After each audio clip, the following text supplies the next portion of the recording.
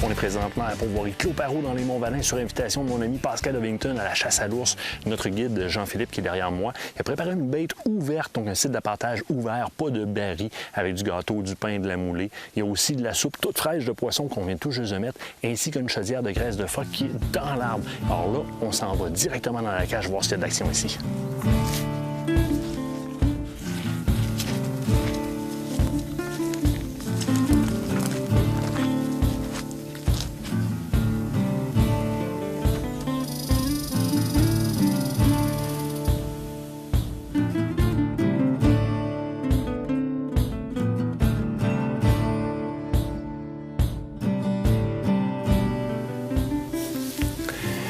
Chose qui fait que beaucoup de chasseurs veulent venir chasser dans la région particulière où est-ce qu'on est présentement. D'ailleurs, on est au Saguenay-Lac-Saint-Jean, plus particulièrement pour voir les Clos-Parrot dans les Monts-Valin.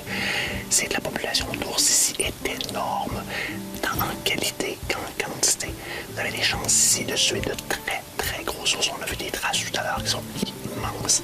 Et évidemment, on a plusieurs reports d'immenses ours qui ont été collectés dans le secteur. C'est facile à comprendre. Comme vous le savez, c'est la capitale du bleuet. Hein? Ici, un bleuet, une tarte.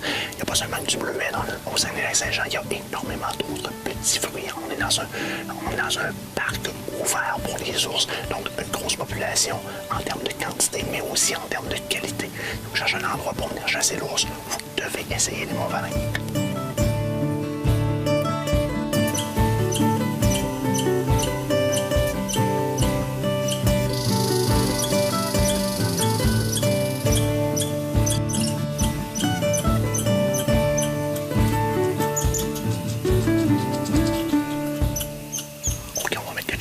Il y a quelque chose qui me fait vraiment suer par rapport à la chasse à l'ours.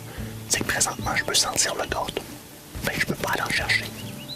Sérieusement, cet ours-là a actuellement besoin de venir sur ses points de nourriture. La question d'aller chercher l'énergie, des protéines, de refaire son gras aussi. On est un peu tard, la saison est tardive un peu. Et il n'y a toujours pas de feuilles dans les arbres.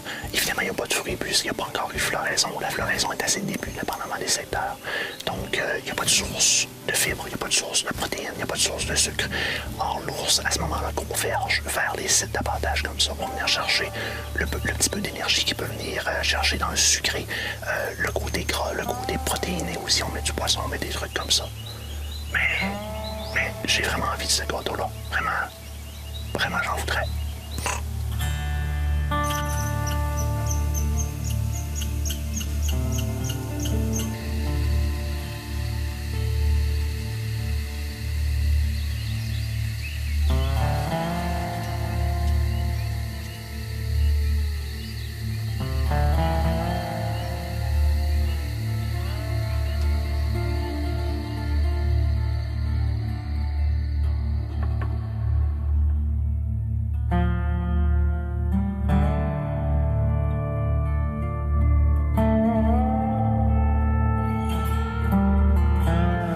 Chasse à l'ours, deuxième journée, on change de place, deuxième site d'appâtage. Il y a plus d'activités ici.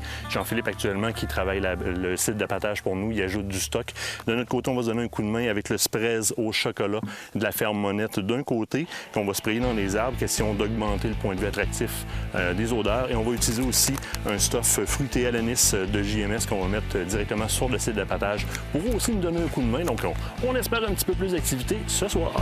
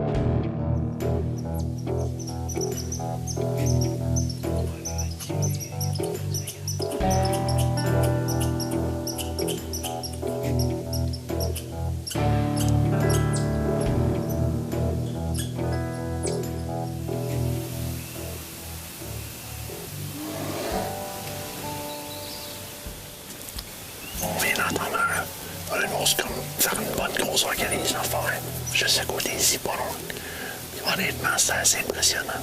Ce serait dur de penser que c'est un jeune ours, probablement un ours quand même assez gros. Généralement, c'est l'estomac de mon réalisateur. Lorsqu'il digère, on se lève tout le temps la tête. C'est un ours. Mais cette fois-là, c'était vraiment un beau gros qui venait dans la forêt à côté. On espère d'entendre craquer vers ici.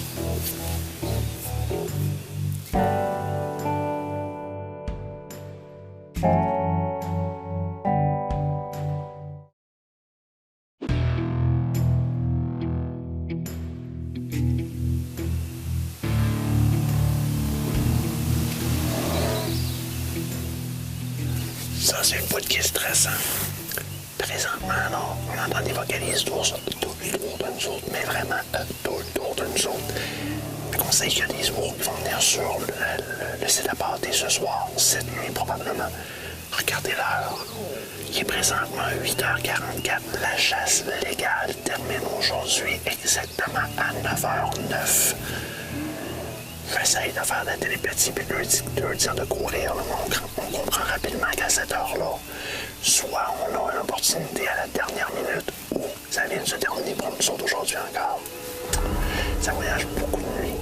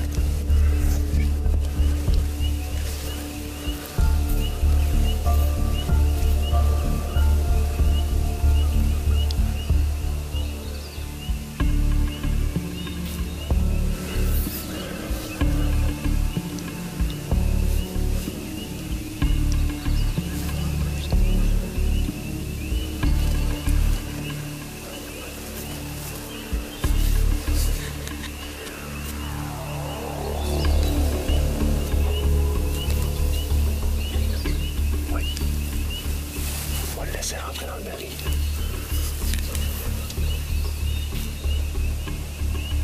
Il est stressé. Il est vraiment stressé.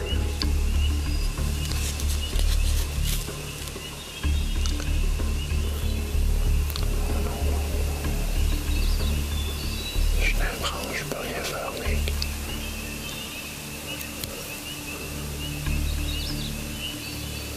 Je peux même pas l'essayer, j'ai trop de branches.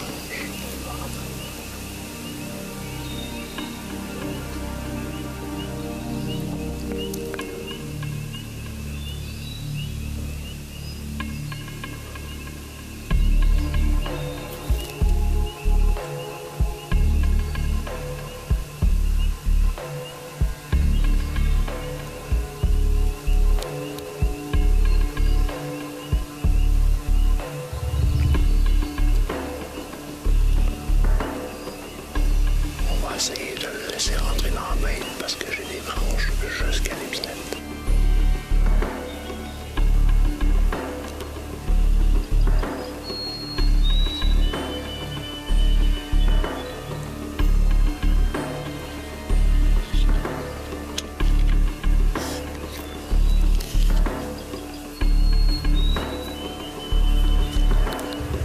C'est vrai, mec.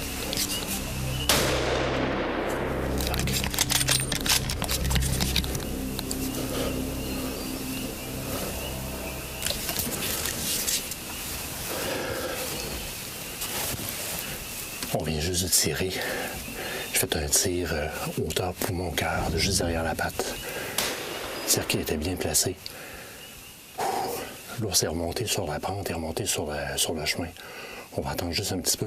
Je vais avertir notre guide par radio, puis on va aller voir. D'après moi, il est tout prêt. Du moins, je l'espère.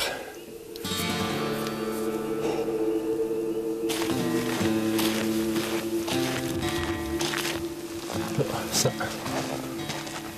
Il y a du sang là. Puis, c'est du beau sang. Très beau sang. Oh, je pense que je vois de la fourrure dépasser. Yes! Yes! Il tombait juste à côté. Juste à côté. Oh, il est raide mort. C'est ours-là, il est raide mort.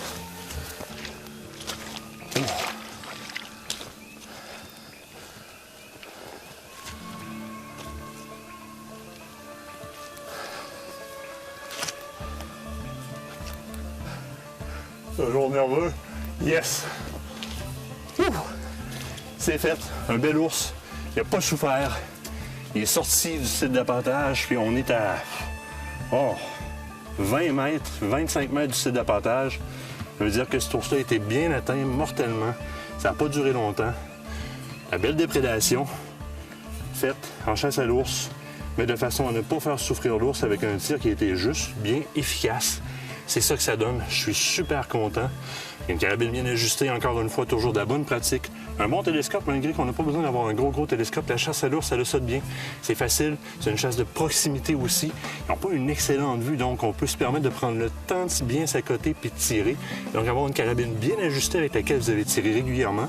Ma Fierce, je tire avec régulièrement. Je suis en calibre 2,70. Excusez-moi, je reprends mon souffle en même temps. 2,70 WSM. Avec de la munition balistique type faite par Winchester, qui a été très efficace dans mon cas. Télescope, dans mon cas, c'était un RT5XI. J'étais au minimum au niveau du zoom, au minimum, donc avec une correction de parallaxe à 100 mètres. Donc ça a été directement dedans, ça a été efficace. Mais derrière tout cet équipement-là, il y a de la pratique. C'est la seule chose qu'il y a à faire, un bel ajustement, et ça donne ça, abattage propre et efficace. Yes! Je fais une petite chose, vous pouvez trouver ça quétaine, mais je vous incite à le faire. Cet animal-là passe au travers d'hiver, a survécu, s'est battu, vous a sauvegardé cette belle viande-là dont vous allez profiter. Donc, je remercie l'animal en signe de respect. Et je te remercie, mon cher, merci, mon ami, pour toute la bonne viande que tu vas nous donner.